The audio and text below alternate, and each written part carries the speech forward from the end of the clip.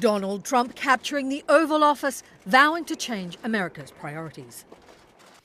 It's time to shake the rust off America's foreign policy. As his presidency hits the 100-day mark, Trump's America First plans are being overrun by global concerns. No surprise at all that America First candidate Donald Trump is in fact president of America, the world's greatest power. It's been a very rocky start for President Trump. He's the least experienced president we've ever had in American history, no prior experience in public service, in politics, in diplomacy or the military. That's a steep learning curve. Jens Stoltenberg. Allies and adversaries alike left to decipher conflicting White House statements. I said it was obsolete. It's no longer obsolete. NATO has been the same in the last 100 days as it was in the 100 days before that. What's changed with regard to President Trump's view of the alliance is his apparent appreciation that NATO is an institution that serves American interest. Facing a growing list of foreign policy challenges. An unchecked Iran has the potential to travel the same path as North Korea and take the world along with it. Trump hoping a successful Mar-a-Lago summit with Chinese President Xi Jinping will welcome in new efforts to curb North Korea's nuclear ambitions. I'm not so sure that will be the case if you look at the reality that President Obama and President George W. Bush, as well as President Bill Clinton, faced.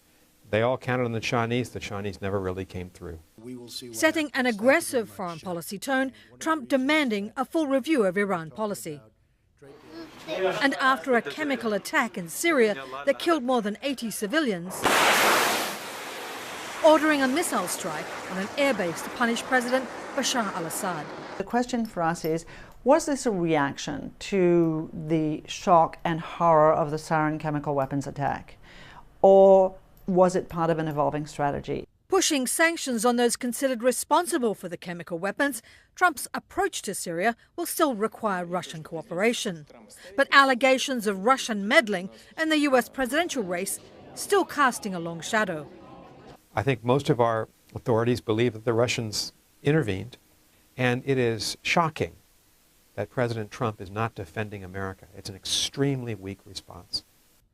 Abandoning the Trans-Pacific trade deal, the US has yet to rip up or redo other international agreements, including NAFTA and the Paris Climate Accords. But Trump's still demanding a bigger, better US border wall with Mexico. We will build a great wall along the southern border. Some promises not yet set in concrete. Tracy Brown, Associated Press.